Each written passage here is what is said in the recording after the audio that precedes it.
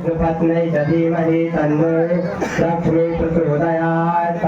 हरि ओम तत्पुरुषाय विद्महे महादेवाय धीमहि तन्नो रुद्र प्रचोदयात् ओम अंजने नंदनाय विद्महे वायुपुत्राय धीमहि तन्नो हनुमत् प्रचोदयात् हरि ओम नंदनंदनाय विद्महे देवकी वल्लभाय धीमहि तन्नो कृष्ण प्रचोदयात्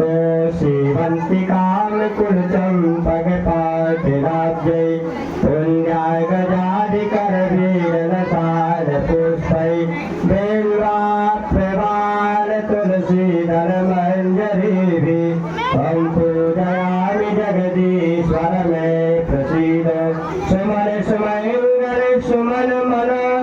सुमन सुबोधि विचार पुष्पांजलि अर्पण करो हे नाथ करो स्वीकार श्री पुराण पुरुषोत्तमाय नमः। मंत्र पुष्पांजलि